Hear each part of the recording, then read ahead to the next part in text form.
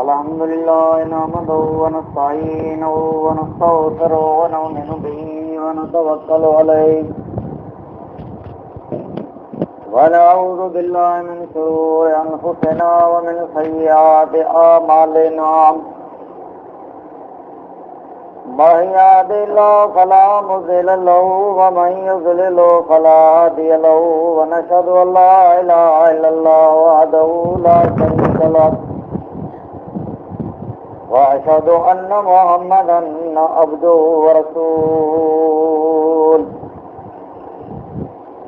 अरसलहु बिल्हक़्क़ि बशीरन व नज़ीरा व दाइयन इलल्लाहि बिइज़्निहि व सिराजम मुनीरा। अम्मा बअद फ़इन्न खैरल हदीस किताबुल्लाह व खैरल हदी हदी मुहम्मदिन सल्लल्लाहु अलैहि वसल्लम व शर्रल उमूरि मुहदसातुहा व कुल्लु मुहदसतिन बिदअह व कुल्लु बिदअतिन ज़लालह व कुल्लु ज़लालतिन फिन्नार। अऊज़ु बिल्लाहि मिनश समीइल अलीम मिनश शैतानिर रजीम। बिस्मिल्लाहिर रहमानिर रहीम। इन्नल्लाह व मलाइकतहु युसल्लूना अलन नबी या अय्युहल्लज़ीना आमनू सल्लु अलैहि व सल्लिमू तस्लीमा। अल्लाहुम्मा सल्लि अला मुहम्मदिन व अला आलि मुहम्मदिन कमा सल्लैता अला इब्राहीम व अला आलि इब्राहीम इन्नका हमीदुम मजीद। अल्लाहुम्मा बारिक अला मुहम्मदिन व अला आलि मुहम्मद कमा बारकता अला इब्राहीम व अला आलि इब्राहीम इन्नका हमीदुम मजीद। रब्बि इश्रह ली सदरी व यस्सिर ली अमरी वाहलुल उक़दतम मिन लिसानी यफ़क़हू क़ौली। बिस्मिल्लाहिर रहमानिर रहीम। शहर रमज़ान अल्लज़ी उनज़िला फ़ीहिल क़ुरआन हुदल लिन्नास व बय्यिनातिन मिनल हुदा वल फ़ुरक़ान फ़मन शहिद मिनकुम अश-शहर फ़ल्यसुम। तमाम हम्द सना तारीफ़ तहमीद इताअत फरमान बरदारी वाठाण वडाई अज़मत किबरियाई उन अल्लाह वहदहू ला शरीक लहू जे लाए लायक ज़िबा सदावार है जो तमाम तारीफ़ें तामीदें सनाए बुजुर्गी जो लायक है। जैजा एहसान ए मेहरबानियों इंसान ज़ात मते अल जिन्नत बेशुमार ला तादाद आई। जैसे एहसान है कि इंसान जे कॾहिं गणण शुमार करण वे त कॾहिं पण उन खे गणे पूरो न करे सघे। उन अल्लाह जे एहसान मेहरबानी ऐं रहमत मिजानो रमज़ान अल मुबारक जो ही बेहतरीन बलारो महीनो अल्लाह ताला नाज़िल फरमायो है, जंहिंमें अल्लाह ताला ॾींहुं रात मग़फ़िरत माफ़ी जो नुज़ूल थिए थो। इरशाद है त शहर रमज़ान अल्लज़ी उनज़िल फ़िल क़ुरआन हुदल लिन्नास। रमज़ान जो ही उहो महीनो है जंहिंमें अल्लाह ताला जल शानो क़ुरान मजीद में नाज़िल फरमायो जेको दुनिया जे इंसान लाइ करे तमाम सरापा हिदायत रहनुमाई ऐं रोशन दलील वारो किताब है। ये किताब सच्चे कूड़ में फ़र्क़ करण वारो कोई जंहिंखे मुबारक महीनो मिले उन मथे लाज़िम में अचण जा रोज़ा रखे। रमज़ान अल मुबारक जी ख़ुसूसियाती में जा हिकिड़ी हीअ ख़ुसूसियत जो क़ुरान शरीफ़ जो नुज़ूल इन रमज़ान जे महीने में शुरू थियो। रमज़ान क़ुरान जो तमाम गहरो ताल्लुकात है। रमज़ान नुज़ूल कुरान जी सालगिरह जो महीनो है, हर रमज़ान में अल्लाह के पैगंबर सल्लल्लाहु अलैहि वसल्लम जे घर जिब्रील अमीन कुरान शरीफ जो दौर फरमाईंदा हुआ। रसूल अकरम सल्लल्लाहु अलैहि वसल्लम जी मज़ीद इरशाद तव्हांखे सुणायो वञे थो त सियाम रमज़ान जे गॾु सियाम रमज़ान, सियाम जी माना रोज़ो ऐं क़ियाम जी माना तरावी नमाज़ है। कुरान मजीद जे सुनण जे लाइ सुबुह नमाज जे वक़्त मथे उन नमाज जो एहतमाम कयो वेंदो है। अल्लाह के पैगंबर सल्लल्लाहु अलैहि वसल्लम इरशाद फरमायो त पोइ रमज़ान जी अज़मत मथे ईमान रखी करे ऐं सवाब समझी ऐं पोइ तमामु प्यार ऐं मोहब्बत सां रोज़ा रखे ऐं अहिड़ी तरह क़याम करे, यानी अहिड़ी तरह नमाज अदा करे त अल्लाह ताला उनजे पोइल ऐं सारे गुनाह खे दरगुज़र माफ़ करे थो। क़याम रमज़ान जे मुबारक महीने जे बारे में अल्लाह जे आख़िरी पैगंबर सल्लल्लाहु अलैहि वसल्लम आख़िरी असरे में ये चयो जो नबी करीम सल्लल्लाहु अलैहि वसल्लम सुबुह नमाज जे पोयां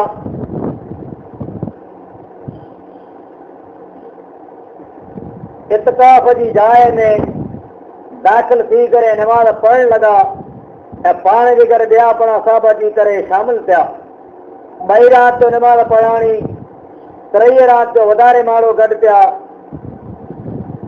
लेकिन अल्लाह जे पैगंबर सल्लल्लाहु अलैहि वसल्लम उन राति जमात न फरमाई ऐं ईअं फरमायो त जेकर इहा नमाज़ फर्ज़ थी वई त आला करे तमामु भारी ऐं पोइ मुश्किल कमु थी पवंदो। हज़रत जाबिर रज़ी अल्लाह ताला अन्हु बयानु कयो, पाण फरमायो त उहो नमाज़ अल्लाह जे पैगंबर सल्लल्लाहु अलैहि वसल्लम 8 रकातूं तरावी नमाज़ पढ़े ऐं उन खां सवाइ अल्लाह जो पैगंबर सल्लल्लाहु अलैहि वसल्लम आधे ॾींहुं राति जो पण इन नमाज़ खे ताजद जी शिकिल में अदा फरमाईंदा हुआ। जेका ताजद जी नमाज़ है इहा रमज़ान में तरावी है ऐं जेको रमज़ान में तरावी है हीअ आधे ॾींहुं ताजद जी नमाज़ है, जंहिंखे नफ़ली नमाज़ जे नाले सां पण मशहूर कयो वञे थो। त अल्लाह जे पैगंबर सल्लल्लाहु अलैहि वसल्लम इरशाद फरमायो, जंहिं शख़्स रमज़ान मुबारक जा रोज़ा रखिया ऐं उनजी शर्तें खे सुञातो ऐं जिनी कमे जे बचण खां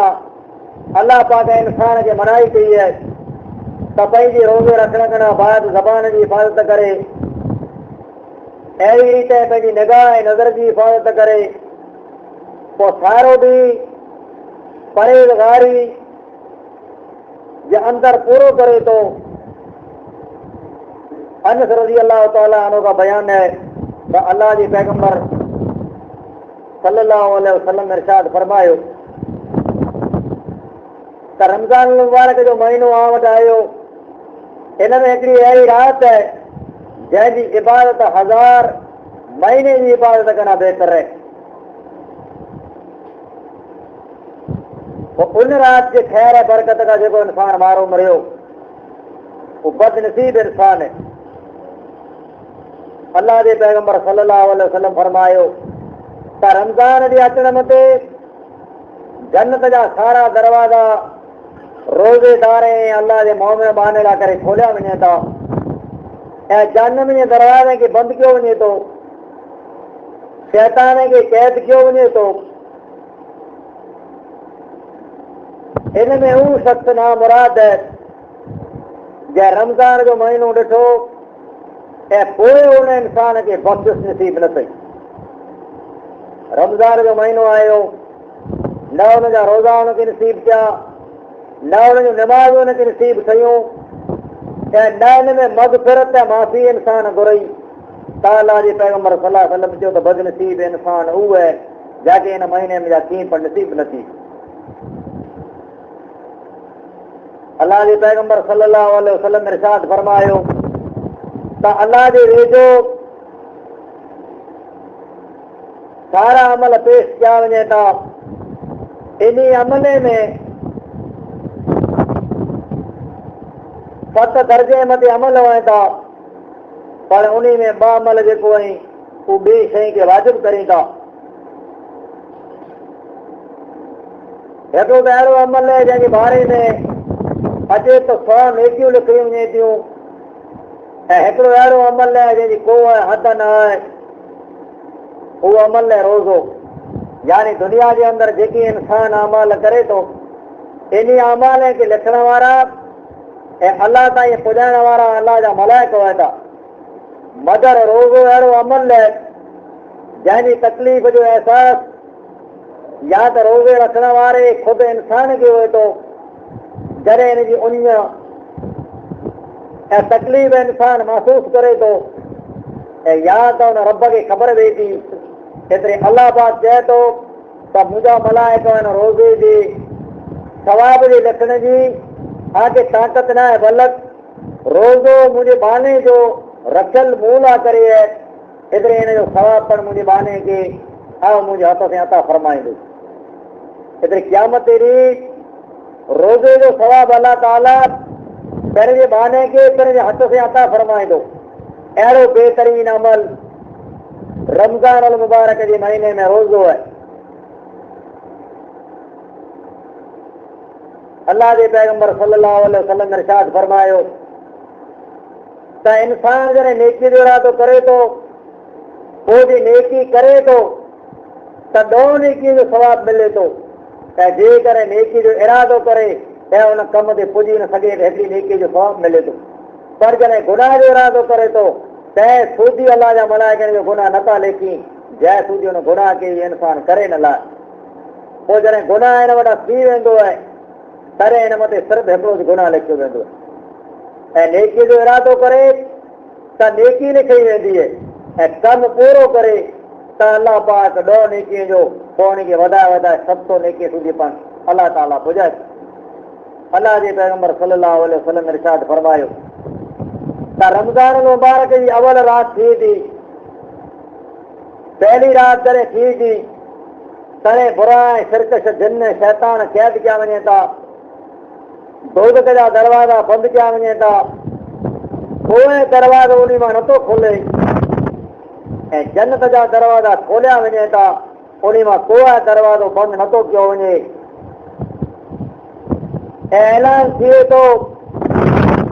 पोकारण वारो पोकारे थो त ऐं भलाई ऐं ख़ैर खाई चवण वारा इंसान, ही तमामु हिकिड़ी बेहतरीन भलारी जड़ी आ वई है, तमामु हिकिड़ो सुहिणो वक़्तु आयो है जो अलाह पाक तुंहिंजी ज़िंदगी में तोखे मौक़ो रमज़ान अल मुबारक जे महीने में ॾिनो है, जे तूं हिन जे अंदरि रोज़े खे रखी करे तुंहिंजे रब खे राज़ी ख़ुशि करे लाइ। न आहे ख़बर त केॾी ॼणे मौत अची वञे ऐं फिरी रमज़ान जो महीनो नसीब थिए या न थिए। अल्लाह जे पैगंबर सल्लल्लाहु अलैहि वसल्लम ने फरमायो त जंहिं ॼाणी बुझी तंदुरुस्ताई चंग भलाई जे बावजूद जंहिं रोज़े खे तर्क कयो ऐं ॾींहं जो कंहिं पण क़िस्म जो खाइण पीअण इस्तेमालु कयो, अल्लाह जे पैगंबर सल्लल्लाहु अलैहि वसल्लम चयो त उहो इंसान पंहिंजे पेट जे अंदरि जहन्नम जी आग खे भरे थो, ऐं क़यामत ॾींहुं हुन इंसान खे जहन्नम जे हवाले कयो वेंदो, जंहिंखे कोई उज़र न वे ऐं बग़ैर उज़र जे रोज़े खे तर्क करे छॾे, उनजो इस्लाम जी इमारत खे नुक़सान पुॼायो। अल्लाह जे पैगंबर सल्लल्लाहु अलैहि वसल्लम फरमायो त इस्लाम जो सॼे बुनियाद 5 शइ मथे, अवल कलमो तय्यब ला इलाहा इल्लल्लाह, ॿियो निमाज़, टियों रोज़ो, चौथों ज़कात, 5हों हज। इन मां जिन बि रुकन जो इंसान इनकार कयो उन ॼणो इस्लाम जी इमारत खे कमज़ोर करे विधई। त रोज़ो इस्लाम जो 3हों रुकन है। रोज़ो इंसान जे गुनाहनि जी माफ़ीअ जो ज़रियो है। रोज़ो सिफारिश न करे क़यामत ॾींहुं अलाह वटि वकील बणिजी करे इंसान जी निजात छुटकारे जो सबबु बनंदो। जॾहिं कोई सिफारिश करण वारो न हूंदो ॿाहिरि अलाह जे दरबार में रोज़ो सिफारिश करींदो। उहो रोज़ो जॾहिं शाम जो वक़्तु थिए त जाइज़ तरीक़े मथे जेको पण इंसान दुआ घुरे थो अलाह ताला हिन जी दुआ खे खे क़बूल फरमाए थो ऐं हुन दुआ खे अलाह ताला रद्द नथो करे। अलाह जे पैगंबर सल्लल्लाहु अलैहि वसल्लम फरमायो त जहन्नम जा अलाह पाक 7 तबका बनाया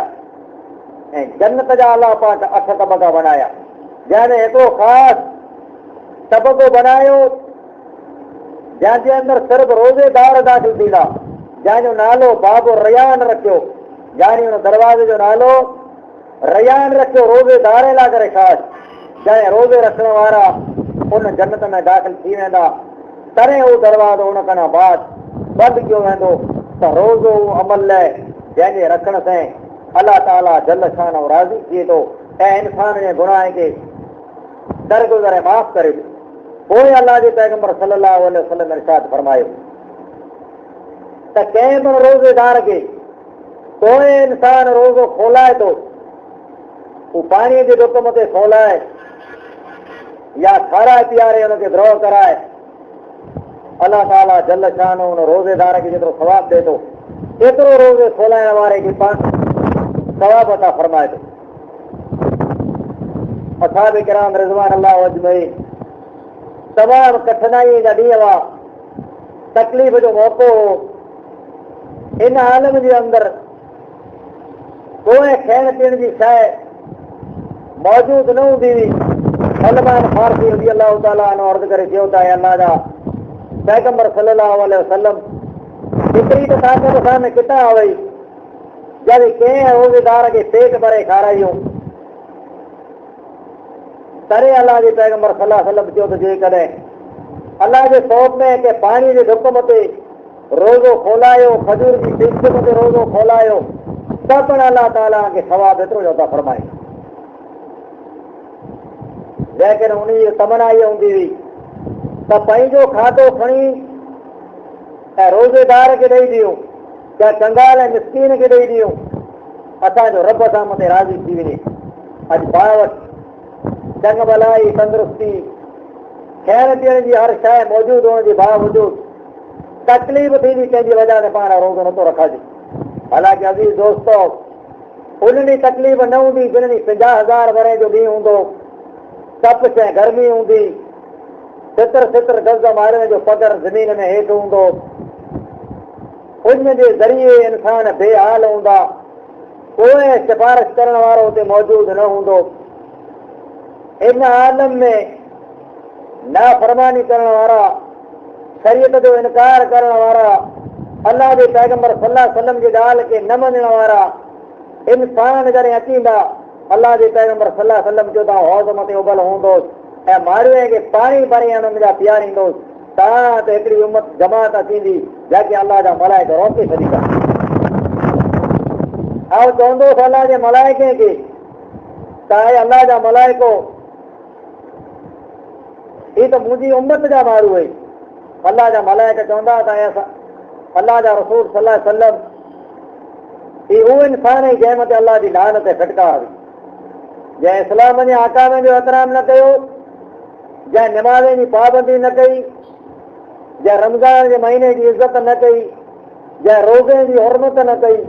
जंहिं दीन खे पायमाल कयो, जंहिं क़ुर खे पुठि पोयां उछलियो, उहो इंसान ई तरे अल्लाह जो पैगंबर सल्लल्लाहु अलैहि वसल्लम चवंदो त पोइ एॾी इंसान खे मुंहिंजी हौज़ मथे अचण जो को आहे इदिकार न आहे। एतिरे उमत हुअण जे बावजूदि पण उन्हनि न अल्लाह जे पैगंबर जी सिफारिश जा हक़दार थींदा ऐं न उन हौज़ मथे पाणी पीअण जा हक़दार थींदा। त इंसान खे ख़ौफ़ उन ज़िंदगी जो करणो खपे जेको हमेशह वारी ज़िंदगी आहे। दुनिया जी ज़िंदगी कलील ऐं मामूली ज़िंदगी आहे, जंहिंजे अंदरि इंसान खे तकलीफ़ थई त पर कलील थोरा ॾींहं, पर आख़िरत जी ज़िंदगी जे करे इंसान जी बर्बाद थी वई त उहो हमेशह जी ज़िंदगी जेका ख़तमु थी वई। अल्लाह जे पैगंबर सल्लल्लाहु अलैहि वसल्लम इरशाद फरमायो त जॾहिं हिसाब किताब थी वेंदो ऐं जन्नत में हलिया वेंदा ऐं जहन्नम वारा जॾहिं दोज़ख में वेंदा रहंदा, तॾहिं हिकिड़ो ऐलान करण वारो ऐलान करींदो त जन्नत में रहण वारा ऐं जन्नत जे किनारे मथे अचो ऐं जहन्नम में वञण वारा ऐं जहन्नम जे किनारे मथे अचो। पोइ सारा इंसान जी गॾु थींदा, तॾहिं अल्लाह पाक जेके जी शिकिल में मौत खे खणी करे उते हाज़िर करे ऐं पुछंदो वञी ॿिन्ही घर में जमा करें इंसान के तो ये कहिड़ी शइ है जंहिंखे सुञणो था करे उहो इकरार करींदा त ही मौत है जंहिं दुनिया जी ज़िंदगी असांजी ख़तमु कई करे अलाह पाक चवंदो मलाइका खे मौत खे पाण हाणे ज़बा करे विझो इन मौत जो पिणु ते मौत थी वेंदो पोइ जॾहिं मौत जो मौत थी वियो तॾहिं जन्नत में रहण वारा राज़ी ख़ुशि थींदा त असीं हमेशह जन्नत में रहंदासीं ऐं जहन्नम में वाह वेला करींदा त मौत हो त जहन्नम करां निजात छुटकारो मिलियो पर जॾहिं मौत न आहे त पोइ असां लाइ हलाकत ऐं बर्बादी त उन हलाकत ऐं बर्बादी बचेला करे अलाह ताला हिन ज़मीन मथे पैगंबर खे मोकिलियो किताब नाज़िल कया ऐं आकाम नाज़िल कया पोइ पंहिंजी ज़िंदगीअ में अलाह पाक पोइ तव्हांखे तरीक़ो ॾसियो तव्हांजी ज़िंदगी जे तरीक़े जे मुताबिक़ गुज़ारींदा तव्हां लाइ निजात छुटकारो आहे ऐं वरना हुते हलाकत ऐं बर्बादी त ही रमज़ान जो महीनो घणे घणे ॾींहं आहे सॼी ज़िंदगी न आहे पोइ अलाह पाक चयो त या अय्युहल्लज़ीना आमनू कुतिब अलैकुम सियाम कमा कुतिब अलल्लज़ीना मिन क़ब्लिकुम लअल्लकुम तत्तक़ून ऐं ईमान वारा रोज़ा मथे फर्ज़ कया विया आहिनि जहिड़ी तरह आकन अॻियां ॿई उम्मतें मथे फर्ज़ हुआ तव्हां ताईं चई न सघो जे तकलीफ़ दुख मोहम्मद सल्लल्लाहु अलैहि वसल्लम जी उम्मत लाइ आयो अलाह चए थो त अॻियां जेतिरियूं उम्मतूं मोकिलियूं उन मिड़ी मथे रोज़ा फर्ज़ हुआ उनजी शरीयत जे अंदरि त आम ते रोज़ा फर्ज़ आहिनि पर आई घणे घणे ॾींहं चंद ॾींहं ई इन ॾींहं खे आई जे करे रोज़ा रखी पूरा करींदा त पोइ अलाह पाक मलाइकनि जे अंदरि तारीफ़ फरमाईंदो रुॻो तारीफ़ फरमाए एतिरो न बल्कि अञे कयल कम खे क़बूल करींदो ऐं अलाह पाक अञे गुनाह खे दरगुज़र माफ़ करे छॾींदो ऐं हर राति रमज़ान जी अलाह जे तरफ़ां ऐलान थिए थो त गुनहगार अञे गुनाह जी माफ़ी घुरण वारा अचो अञे गुनाह जी माफ़ी घुरो अॼु रब अञे गुनाह खे माफ़ करण लाइ करे तयारु आहे त अज़ीज़ हू रमज़ान मुबारक जो बहितरीन महीनो जंहिंजे बारे में अलाह जे पैगंबर सल्लल्लाहु अलैहि वसल्लम इरशाद फरमायो त इत्काफ़ सां ईमान सां जंहिं रोज़ो रखियो ऐं अहिड़ी रीति रोज़े खे अदा कयो जहिड़ी रीति मूं हुकुम ॾिनो आहे त अलाह ताला हुन में सारे गुनाह खे दरगुज़र माफ़ करे छॾे हिन खां वधारे भई कहिड़ी बहितरीन शइ खपे जे इंसान जा कयल कम ऐं इंसान जा गुनाह माफ़ थी वञे ऐं अलाह वटि जॾहिं वञे इंसान तॾहिं हिन मथे कोई गुनाह न वे त हिन जो रब हिन मथे राज़ी ख़ुशि वे उहा ख़ुशनसीबी ऐं मुबारक तॾहिं मिले थी जॾहिं इंसान रोज़ो रखे पोइ अलाह जे पैगंबर सल्लल्लाहु अलैहि वसल्लम इरशाद फरमाए त रोज़ो ढाल यानी जीअं का शइ इंसान खे बचाइण लाइ ढाल हुए थी इहे रोज़ो ढाल जहन्नम खां बचाइण जो क़यामत जो ॾींहुं थींदो त रोज़ो जेको आहे जहन्नम जे दरवाज़े खे ॾाढो दीवार बणिजी वेंदो रोज़े रखण वारे खे जहन्नम में विझण न ॾींदो पोइ अलाह जे पैगंबर सल्लल्लाहु अलैहि वसल्लम चयो त ढाल खे त्रोड़ण वारी शइ हिकिड़ो कूड़ ॿई गिला चुगलखोरी मुनाफ़क़ी डारगंद ई जे इंसान कई त पोइ हिनजो रोज़ो टुटी वञे थो अलाह चए थो हुन इंसान जे खाइण पीअण जी मूंखे का बि ज़रूरत न आहे जेको रोज़ो रखी करे बकवास बंदि न करे पंहिंजी नज़र मथे कटोल न करे ऐं ज़बान मथे हिफ़ाज़त न करे उन इंसान जे रोज़े जी पण अलाह चए थो मूंखे का परवाह न आहे त निमाज़ वे या रोज़ो वे ही निमाज़ पढ़ण से रोज़ो रखण से कोई इंसान ही न समझे जा अलाह मथे अहसान ऐं महिरबानी करिया थो बल्कि नमाज़ जेकर इंसान पढ़े थो त पंहिंजे फ़ाइदे ऐं भलाई लाइ रोज़ो जेकर रखे थो उनजी तकलीफ़ जेकर सहन करे थो त हिकिड़ो त हिन जा गुनाह माफ़ थिए था ऐं क़यामत ते हिन रोज़े रखण जे ज़रिए अलाह पाक हिनखे जन्नत ॾेई ॾींदो अलाह पाक चए थो त इबादत करण से मुंहिंजी हुकूमत में मुंहिंजी बादशाही में कीअं वधारो नथो थिए ऐं जेके कमु करियो था इन जो अजर हुजूर अलाह पाक खे क़यामत ते हिन जी फरमाईंदो त अलाह वटि दुआ आहे त अलाह ताला ही रमज़ान जेको पाण वटि आयो आहे इन जूं बरकतूं ऐं भलायूं तंहिंसां पंहिंजे माला माल फरमाए इन जे रोज़े रखण जी सही तौर तरीक़े मथे अलाह पाक ऐं हिन मथे पंहिंजे अमल करण जी तौफ़ीक़ अता फरमाए अलाह पाक पंहिंजे रोज़े ऐं निमाज़ खे क़बूल फरमाए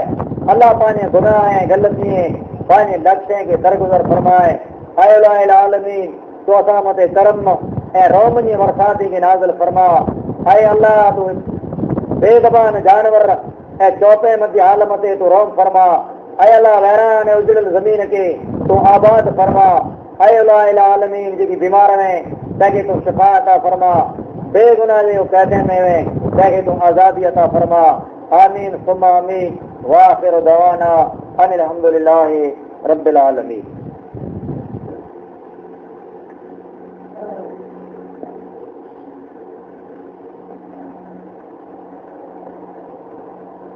अल्हम्दुलिल्लाह अल्हम्दुलिल्लाह व कफा व सलामुन अला इबादिल्लज़ीना इस्तफ़ा। अम्मा बाद फ़क़द क़ाल अल्लाहु तआला फ़िल क़ुरानिल मजीद वल फ़ुरक़ानिल हमीद। अऊज़ु बिल्लाहि मिनश समीइल अलीम मिनश शैतानिर रजीम। बिस्मिल्लाहिर रहमानिर रहीम। इन्नल्लाह व मलाइकतहु युसल्लूना अलन नबी या अय्युहल्लज़ीना आमनू सल्लु अलैहि व सल्लिमू तस्लीमा। अल्लाहुम्मा सल्लि अला मुहम्मद व अला आलि मुहम्मद कमा सल्लैता अला इब्राहीम व अला आलि इब्राहीम इन्नका हमीदुम मजीद। अल्लाहुम्मा बारिक अला मुहम्मद व अला आलि मुहम्मद कमा बारकता अला इब्राहीम व अला आलि इब्राहीम इन्नका हमीदुम मजीद। सुब्हान रब्बिका रब्बिल इज्जति अम्मा यसिफून व सलामुन अलल मुरसलीन वल्हम्दुलिल्लाहि रब्बिल आलमीन।